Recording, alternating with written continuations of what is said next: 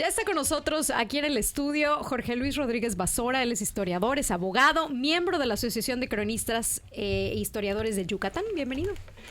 Hola Viridiana, Gastón. Hola. Muchísimo gusto de estar aquí con ustedes. No, hombre, al contrario, Jorge, gracias por aceptar la invitación. Oye, a ver, nos vas a platicar algo que existe ahí, un mito desde hace mucho. Yo desde que llegué hace muchos años me dijeron, no, hombre, lo que pasa es que esta catedral, alguien se equivocó, venía en el barco los planos para Lima, venían en el barco los planos para Yucatán, para Mérida, y pues alguien bajó los planos equivocados y lo que tenemos aquí es la catedral que estaba pensada para Lima. Y hemos escuchado muchas cosas de la catedral, ¿no? Que es la más antigua de no sé qué de América, sí. ¿no? ¿Será? Bueno, pues es que de la Catedral de Mérida se dicen muchísimas cosas. Tenemos muchas historias que contar y secretos también que contar de la Catedral de Mérida. Y efectivamente, una de las leyendas que cuentan es aquella de que se confundieron los planos y los limenios tienen nuestra catedral y nosotros tenemos nuestra catedral. Y fíjate que es interesante porque cuando yo he preguntado, bueno, ¿y de dónde? Porque esta historia se la he escuchado incluso a los guías de turista estando frente a la catedral, te cuentan, ¿no? Que yo me quedé, bueno, ¿y cuál es el sustento? ¿De dónde sacan esa información? O sea, ¿hay alguna carta, algo? Y todos te dicen, no, es que tienes que comparar el tamaño y especialmente la altura de la catedral de Lima, Perú, con la catedral de Mérida. Y dices, bueno, pues sí. Si nosotros nos ponemos a ver, o sea, el tamaño es mucho más alta la Catedral de Mérida, tenemos elementos arquitectónicos como la cúpula, que no tiene la de Lima, y dices, y sobre todo que te comparan, cuando dicen, bueno, sí, y aparte si nosotros comparamos, era Lima, Perú, capital de un virreinato, en ese entonces había dos grandes virreinatos, el de la Nueva España, México, al que pertenecíamos nosotros, y el virreinato del Perú, que era toda Sudamérica. Y si comparas capital virreinal con aparte Yucatán, una provincia que era bastante pobre en ese entonces. Y con 30,000 pelados viviendo. O sea, había 300 españoles blancos, o sea, una gran cantidad de población maya, pero 300 españoles. Efectivamente dices, bueno, ¿de dónde sacaron este dinero para construir una catedral de esta magnitud? Y bueno, fuera de eso, no hay ningún otro sustento histórico que diga por qué tenemos una catedral de la magnitud que tenemos. Es una suposición. Exacto, por el momento sí es una suposición, pero por el contrario, yo sí les puedo decir que tenemos, por la otra parte, sustento para decir que es una simple leyenda. Las leyendas, pues no sabemos quién las inventó, no sabemos dónde se originaron, pero ahí están y seguirán. Y por el otro lado, sí podemos rastrear un poco el proceso de construcción de nuestra catedral. Okay. Efectivamente, déjame decirle a todos los que decían es que era una provincia muy pobre. Sí, efectivamente, Yucatán era una provincia muy pobre si la comparamos con el virreinato del Perú, que tenía pues zonas mineras, además, o sea, toda la extracción de metales preciosos, plata, oro. No teníamos los intercambios comerciales que tenían otros grandes puertos de América, por ejemplo, Veracruz, La Habana. Entonces, efectivamente sí teníamos una provincia bastante pobre. Pero aquí lo curioso es que el que comenzó a construir nuestra catedral, el primer obispo, no sabía que era una provincia pobre. ¿De acuerdo? Esa es la clave de todo esto. O sea, él llega a Yucatán, a él lo envían y él le dicen, vas a ser obispo de Yucatán. ¿Y no se dio cuenta? Digo, no pasó así como por la calle y dijo, estos como que no traen mucha lana. Pues no sabía, ¿eh? Aquí en él, antes de pisar como obispo de Yucatán, no conocía Yucatán. Y el primer obispo... ¿Él era español? Sí, era Francisco de Toral, franciscano, de la provincia de Jaén, en España. Claro. Él estuvo, bueno, pues hace franciscano, estuvo muchos años, vino a América como misionero, estuvo en el centro del país y lo nombran obispo. Y es muy curioso porque él no visita, cuando lo nombran obispo, él no visita primero Yucatán. Él lo que hace, primero va a España, a Europa, varios meses, estamos hablando del año 1561. Él visita primero España, dicen que hacer preparativos para venir y tomar sede episcopal, porque una vez que tomabas sede episcopal, pues ya no salías. Ya te quedas. Ya te quedabas, sobre todo en esa época que tardaban meses y años en los viajes.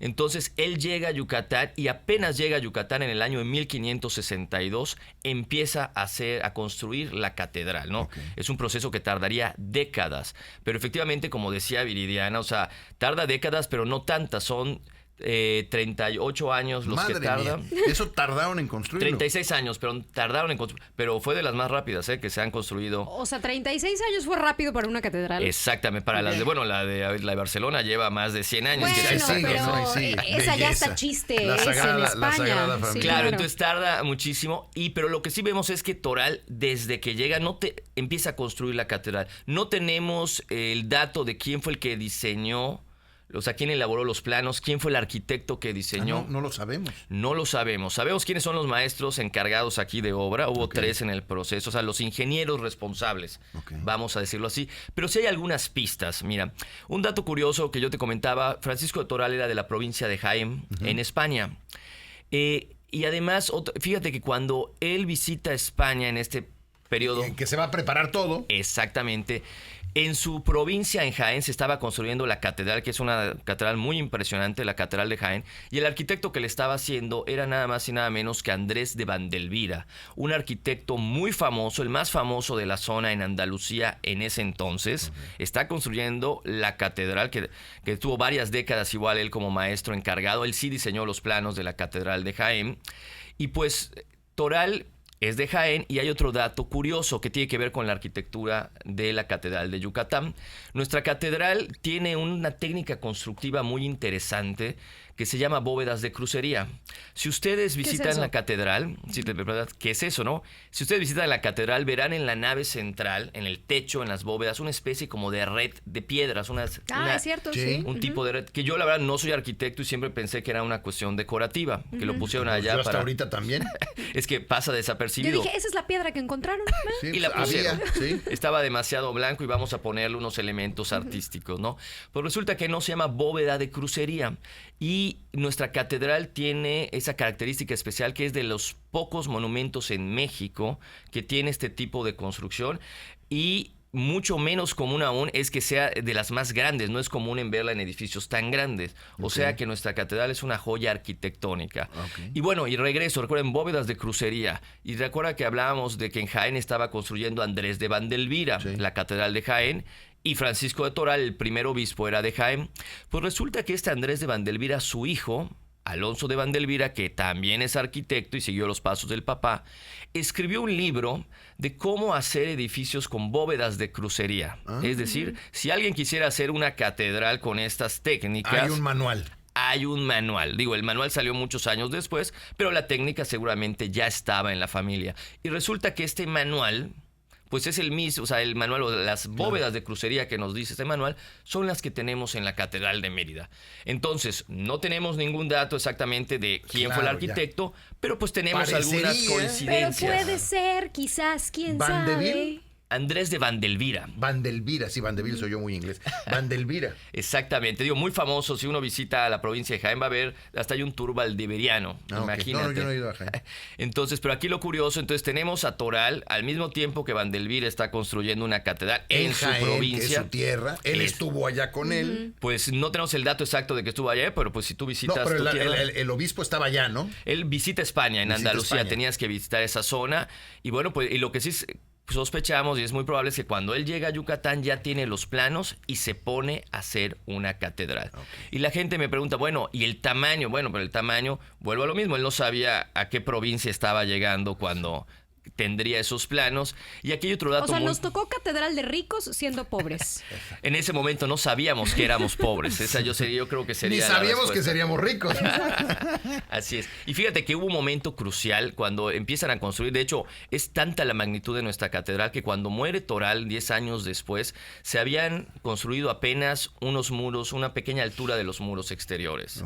Fíjate. Y llega el momento aquí, el momento decisivo, cuando su sucesor, el siguiente obispo, tiene que decidir si continúa con la catedral o hace una más pequeña. Y el obispo que le sigue es nada más y nada menos que Diego de Landa.